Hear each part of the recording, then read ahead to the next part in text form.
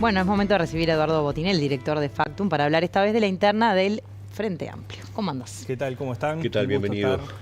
Bueno, sí, vamos a ver la encuesta nacional Factum, que tiene algunas aclaraciones importantes previas, sobre todo porque han pasado cosas en estas semanas. El relevamiento fue realizado entre el 20 de febrero y el 2 de marzo, es decir, no toma en consideración varios hechos que han sucedido. Por ejemplo, el lanzamiento oficial de las campañas de COSE y Orsi, en ese orden. No toma en consideración tampoco los cambios que ha habido en los apoyos a la candidatura de Vergara, donde Plataforma y Magnolia retiraron su apoyo y eligieron el apoyo a Orsi, la ratificación de Asamblea Uruguay que sucedió ahora, y no incluye la denuncia que está tramitándose contra Yamandu Orsi. No sabemos todo este combo de situaciones que no están, cómo están afectando positivo o negativamente a cada una de las candidaturas.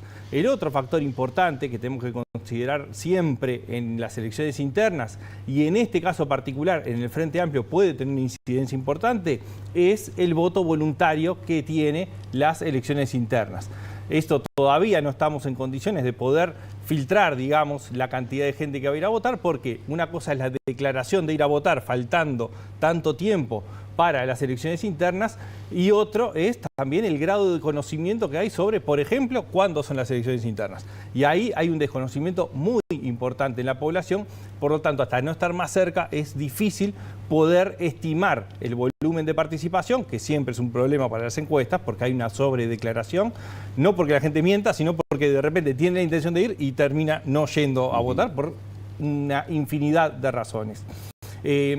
Vamos al primer gráfico, que muestra el resultado de, bueno, a quienes eligieron el Frente Amplio le preguntamos a quién le gustaría votar para presidente de la República. Y eso nos arroja a Yamandu Orsi con un 51%, Carolina Cose con un 36%, Vergara 8% y Andrés Lima un 5%. No tenemos indefinición dentro del Frente Amplio, es decir, gente que diga, sí, voy a votar al Frente Amplio, pero no sé a quién. No aparece cuando se le muestra el menú de las candidaturas, que además, a diferencia de lo que vimos la semana pasada con el Partido Nacional, donde había un porcentaje indefinido de un 4%, lo otro es que el menú de oferta electoral, digamos, en el Frente Amplio ya está confirmado. Podría llegar a darse que no lleguen las 4 candidaturas. Lo que no va a pasar es que se sumen candidaturas.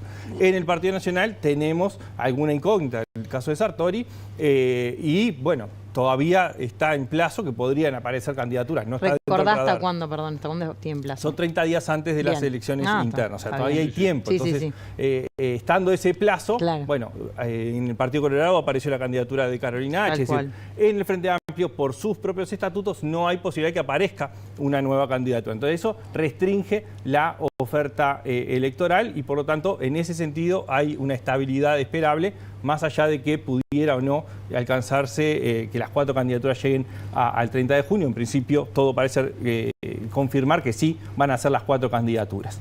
El segundo gráfico que tenemos es la evolución, es decir, cómo ha variado esto en los últimos bimestres, ¿no? Tenemos el quinto bimestre del año pasado, sexto bimestre del año pasado y primer bimestre de este año. Y en realidad lo que vemos es una estabilidad muy importante, es decir, los movimientos que hay son todos dentro de los márgenes de error de una encuesta de este tipo.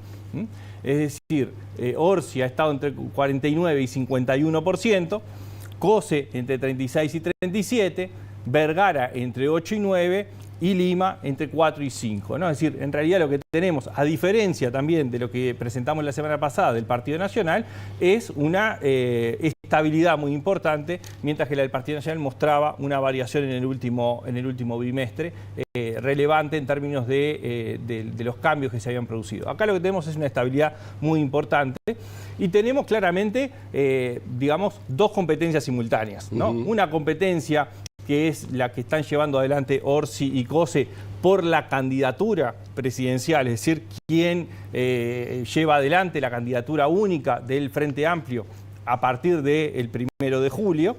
También probablemente surja la fórmula presidencial de ahí. y la generación de espacios que buscan las otras dos candidaturas. De hecho, Vergara lo ha manifestado en este último tiempo, ¿no?, en la discusión, pero también Lima, digamos, en cómo se posicionan y cuál es el rol que tienen para jugar. Bueno, el rol que aparece es el de la diversidad desde el punto de vista ideológico. El caso de Vergara, por lo menos, está planteado desde ese punto de vista, desde el punto de vista territorial, del lado de Lima. Entonces, hay como dos competencias simultáneas en el Frente Amplio. La que va por la candidatura única y, en todo caso, la fórmula presidencial, y las que va por la generación de espacios o complementariedad de perfiles, ¿no? Entonces, a veces, cuando lo hemos hablado varias veces sobre el rol de las internas, bueno, el rol de las internas no solamente por un cargo o por un lugar, sino que hay mucho juego detrás de las elecciones internas que tiene que ver con la conformación de espacios, con la conformación desde el punto de vista ideológico, territorial, de apuntar a públicos distintos desde el punto de vista de clase también. Es decir, hay toda una gama que se despliega en las elecciones internas cuando hay multiplicidad de candidaturas. Eduardo, lo que uno se pregunta, porque evidentemente esta interna pasa a ser diferente a otras por la situación que está viviendo uno de los precandidatos, en este caso el precandidato que lleva la mayor parte de las preferencias de aquellos que dicen que van a votar al Frente Amplio. Es imposible evaluar, digo por lo inédito del tema, si esto podrá tener o no incidencia en una futura encuesta de intención de voto del Frente. Bueno, es difícil saber efectivamente antes de hacerlo, ¿no? Pero hay algunas cosas que sí se saben. Primero, este tipo de denuncias afectan primero a la persona, es decir, hay una afectación en la persona.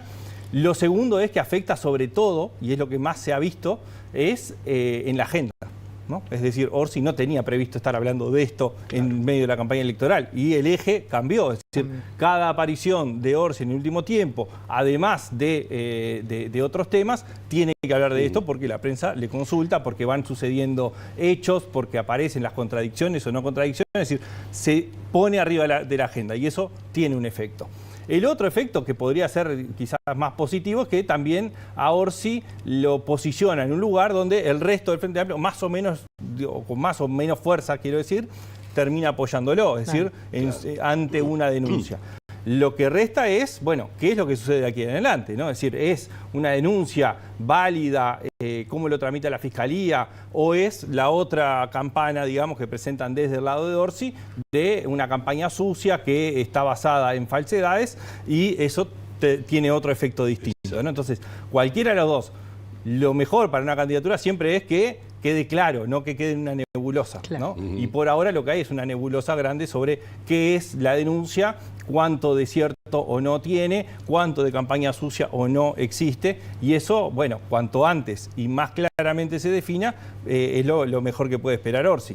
Mientras esto se dilata, va a estar en la agenda y va a ser negativo, por lo menos desde esa mirada, ¿no? Sí, aunque él lo quiere dejar un poco como de lado, en el sentido de que es lógico, porque se está manejando a nivel justicia, claro. Y él dice que esos abogados van a hablar de eso, entonces en realidad tampoco se le puede insistir mucho, porque está, o sea, ¿qué más va a decir de lo que ya dijo? Claro. Pero sí es verdad que hay que ver eso que sucede en una nueva encuesta, que, bueno, dirás cuándo será la próxima intención de voto, o te estoy apurando. No, vamos a tener una segunda quincena de abril, va a ser el relevamiento. Y ahí, bueno, ahí ya después... Los 1 de mayo tendremos información nueva sobre cómo viene y si afectó o no en algún punto este hecho o cualquier otro que vaya ocurriendo también en el tiempo, ¿no? Aunque sigue siendo realmente sorprendente, por lo menos para nosotros que estamos permanentemente manejando información con respecto a las internas, el desconocimiento que la gente tiene incluso de cuándo es que se vota para las elecciones internas. Sí, sin duda. Bueno, diría que no es sorprendente